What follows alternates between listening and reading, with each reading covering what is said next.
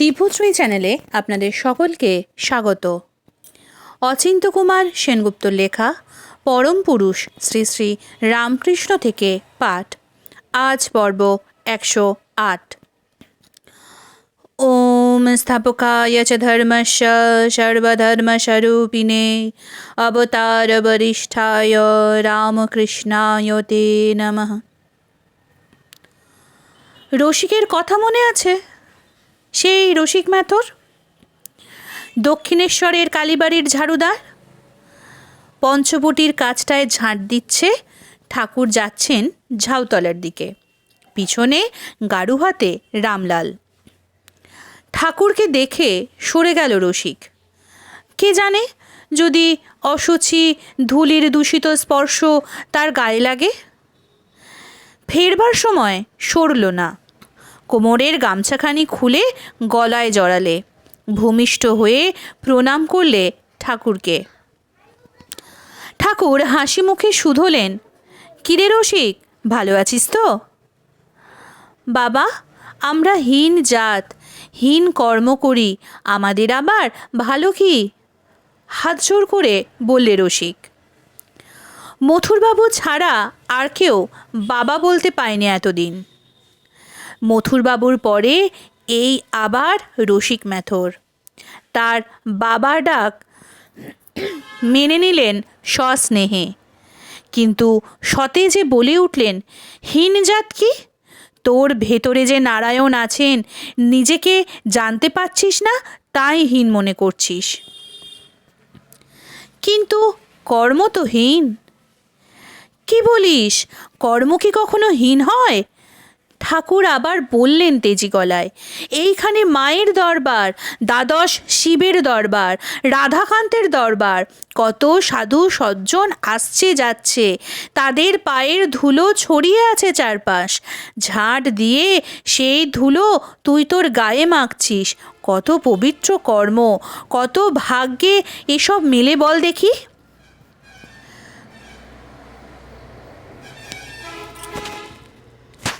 রসিক যেন আশ্বস্ত হলো, বললে, বাবা আমি মুখ্যু, তোমার সঙ্গে তো কথায় পারবো না।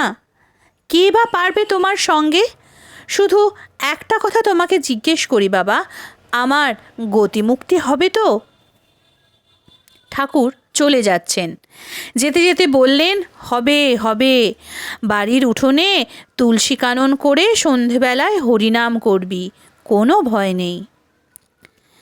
এ যেন স্থির হয়ে ঠিক বললেন না, কে জানে হয়তো বা স্তোক দিয়ে গেলেন। রসিক পিছু নিল, প্রলুব্ধের মতো জিজ্ঞেস করলে, বাবা সত্যি আমার গতিমুক্তি হবে?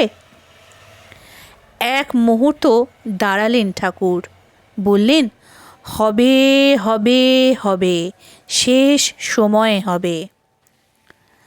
ঠাকুর অপ্রকট হবার পর 2 বছর কেটে গেছে।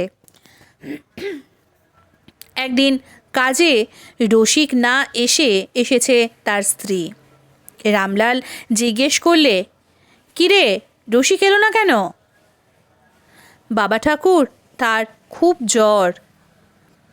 পরদিন আবার রসিকের স্ত্রী এলে রামলাল কুশল প্রশ্ন করল। রসিকের স্ত্রী বললে, ভালো নয়, 4 টাকা ভিজিট দিয়ে ভালো ডাক্তার আনা হয়েছিল, কিন্তু এমনই জেদ, ওষুধ কিছুতেই খাবে না। আমাকে বললে, ঠাকুর বাড়ি থেকে চন্নামৃত নিয়ে আয়, চন্নামৃতই আমার ওষুধ। রামলাল চরণামৃত দিল। কালকে আবার কেমন থাকে না জানি। ম্যাথরপাড়ার মোড়ল এই বুড়ো রসিক কাঁচরাপাড়ার কর্তা ভাজার দল থেকে দীক্ষা নিয়েছে, তুলসীমালা জপ করে। ঠাকুরের কথা শুনে বাড়ির আঙিনায় কানন করেছে তুলসীর। ম্যাথরদের সব ছেলে বুড়ো নিয়ে রোজ সন্ধেবেলা কীর্তন করে, হরিরামের তুফান তোলে। ভর দুপুরবেলা সেদিন হঠাৎ স্ত্রীকে হুকুম জারি করলে, আমাকে তুলসীতলায় নিয়ে চলো। সে কি কথা? স্ত্রী তো স্তম্ভিত। ছেলেদের ডাকো, আমার এখন শরীর যাবে। তুমি তো এখন দিব্যি ভালো আছো, স্ত্রী প্রতিবাদ করল। যা বলছি তাই শোনো, ছেলেদের ডাকো, তুলসী তলায় মাদুর বিছিয়ে শুইয়ে দাও আমাকে।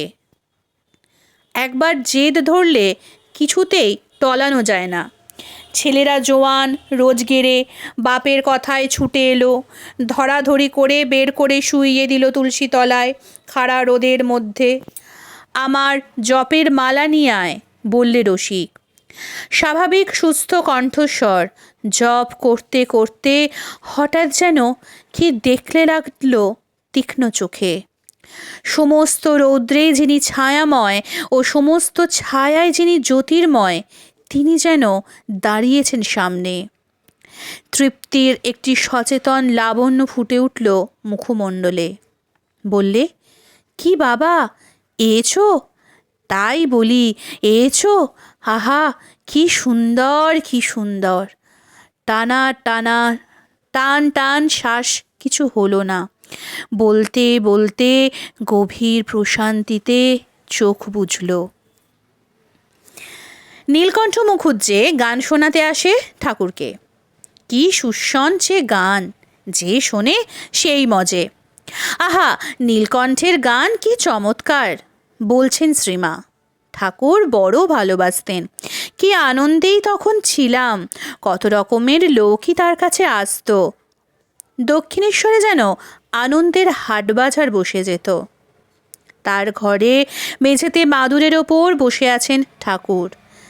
দীননাথ খাজাঞ্চিও দর্শন করতে এসেছে। 5-7 জন সাঙ্গপাঙ্গ নিয়ে ঘরে ঢুকল নীলকণ্ঠ। নীলকণ্ঠ না, সুধাকণ্ঠ। তাকে দেখে ঠাকুর বললেন, আমি ভালো আছি। সেই ভালোটিই তো চাই। নীলকণ্ঠ যুক্ত করে বললে, আমায়ও ভালো করুন, এই সংসারে পড়ে রয়েছি। 5 জনের জন্যে তিনি রেখেছেন তোমাকে সংসারে। 5 জনের সেবাতেই তো ঈশ্বর পূজা। তিনি কাজের মধ্য দিয়ে পূজা নিচ্ছেন। কাজ যেমন হোক, পূজা ঠিকই হচ্ছে। বলো, এ তাঁর সংসার। যাদের সেবা করছি তারা তাঁরই প্রতিনিধি। তুমি যাত্রাটি করেছ, তোমার ভক্তি দেখে কত লোকের উপকার হচ্ছে, বললেন রামকৃষ্ণ। তুমি যদি এখন ছেড়ে দাও, তোমার সাঙ্গপাঙ্গরা কোথায় যাবেন? ঠিকই তো, আমাকে দিয়ে কতগুলো লোকের ভরণ পোষণ হচ্ছে। এই দিয়েই আমি ঈশ্বরের সাধন ভজন করছি। যাকে দিয়ে তিনি যা করাবেন তাতেই তার তুষ্টি। তস্মিন তুষ্টে জগৎ তুষ্টম। তোমাকে দিয়ে তিনি কাজ করিয়ে নিচ্ছেন, তার যেমন খুশি। কাজ শেষ হলে তুমি আর ফিরবে না।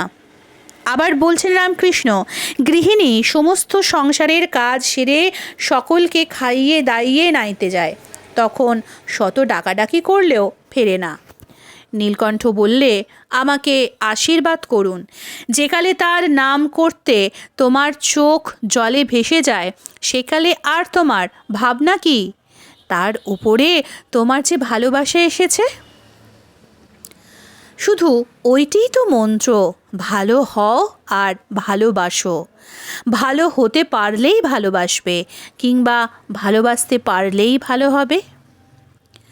তোমারও গানটি বেশ, শ্যামা পদে আশা নদীর তীরে বাস, বলছেন ঠাকুর। পদে যদি নির্ভর থাকে তা হলেই হলো। তাই বলে চুপ করে থাকলে চলবে কি? ডাকতে হবে, কাজ করতে হবে। উকিল সওয়াল শেষ করে শেষে বলে, আমি যা বলবার বললাম, এখন হাকিমের হাত। সকালে নবীন নিয়োগীর বাড়িতে কীর্তন করে এসেছে নীলকণ্ঠ। সেখানে গিয়েছিলেন ঠাকুর। তবু আবার এসেছে বিকেলে। শত কথাবার্তার মধ্যেও এই অনুরাগের অঙ্গীকারটুকু রয়েছে প্রচ্ছন্ন হয়ে। শেষকালে বললেন, তুমি সকালে এত গাইলে, আবার এখানে এসেছো কষ্ট করে। এখানে কিন্তু অনারারি। কি বলেন? নীলকণ্ঠ অভিভূতর মতো বলল, আমি এখান থেকে অমূল্য রতন নিয়ে যাব।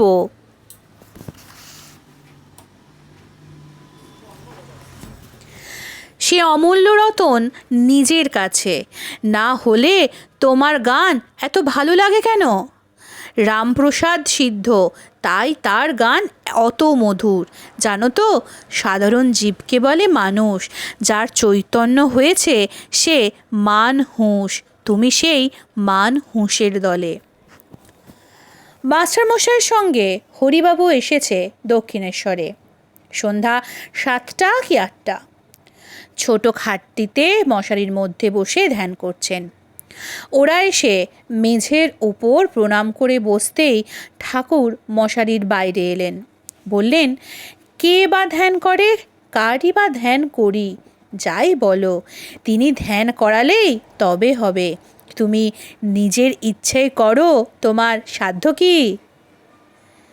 ইনি আপনাকে দর্শন করতে এসেছেন। হরিবাবুর দিকে ইশারা করল মাস্টার। এর অনেক দিন পত্নী বিয়োগ হয়েছে, প্রায় 11 বছর। তুমি কি করো গা? জিজ্ঞেস করলেন ঠাকুর। হরিবাবুর হয়ে মাস্টারই বললে, একরকম কিছুই করেন না, তবে বাপ মা ভাই ভগ্নীর সেবা করেন। ঠাকুর হাসলেন, বললেন, সে কি গো, তুমি যে সেই কুমড়ো কাটা বড় ঠাকুর হলে, না সংসারী না হরিভক্ত, এ কেমনতর কথা। বাড়িতে একরকম পুরুষ থাকে জানো, নিষ্কর্মা হয়ে বসে কেবল ভুরুর ভুরুর করে তামাক খায় আর ছেলে মেয়েদের সঙ্গে আড্ডা দেয়। কাজের মধ্যে মাঝে মাঝে কুমড়ো কেটে দেওয়া। মেয়েদের কুমড়ো কাটতে নেই, তাই বড় ঠাকুরকে ডেকে আনায়। বলে, কুমড়োটাকে 2খান করে দিন। বড় ঠাকুর তাই করে দেয় খুশি হয়ে। তার ওই পর্যন্তই পৌরষ, তাই তার নাম হয়েছে কুমড়ো কাটা বড় ঠাকুর। আমি বলি, তুমি এও করো ওও করো, ঈশ্বরের পাদপদ্মে মন রেখে সংসারের কাজ করে যাও। শুধু কাজ করলে হবে না, কাজের সামনে একটি লক্ষ্য রাখতে হবে। কেন কাজ করছি, কিসের জন্যে, রাখতে হবে সেই একটি চেতনার উজ্জ্বলতা। ফলের জন্যে, লাভের জন্যে, জয়ের জন্যে কাজ করছি না, কাজ করছি তিনি কাজে লাগিয়েছেন বলে। আপিসের বড়বাবু তো চাকরি দেননি, চাকরি দিয়েছেন ঈশ্বর। তাই আপিসের বড়বাবুকে ফাঁকি দিয়ে আমার সুখ কই? সেই সর্বতোষ চক্ষু ঈশ্বরকে তো ফাঁকি দিতে পারবো না। তার কাজ তিনি বুঝে নেবেন, আমি শুধু করে যাই। যে পার্টে নামিয়েছেন অভিনয় করে যাই নিখুঁত করে। বাহবা পাই না পাই কিছু এসে যায় না, তার দেওয়া পার্টটি তো করলাম জীবন ভরে, এই আমার সন্তোষ। আমি না হলে তার এই বৃহৎ নাটক যে সম্পূর্ণ হতো না। তাই আমার পার্টেও তারও তৃপ্তি। কর্ম করতে করতেই মনের ময়লা কেটে যাবে, আর মনের ময়লা কাটলেই দেহ পরিশুদ্ধ হবে। ওই দেখো না, সেদিন শ্রীরাম মল্লিক এসেছিল, তাকে ছুঁতে পারলাম না। শ্রীরামের সঙ্গে ঠাকুরের ভাব ছিল ছেলেবেলায়। একে অন্যের অদর্শনে অস্থির হয়ে পড়ত। এত গলায় গলায় ভাব, লোকে বলতো এদের ভিতর একজন মেয়ে হলে এদের বিয়ে হয়ে যেত। তাকে এখন দেখবার জন্যে ঠাকুরের খুব আগ্রহ। কতবার লোক পাঠিয়েছেন তার জন্যে তার ঠিক নেই। একদিন এসে উপস্থিত শ্রীরাম। ছেলেপিলে হয়নি, একটি ভাইপো মানুষ করছিল, সেটি মরে গেছে।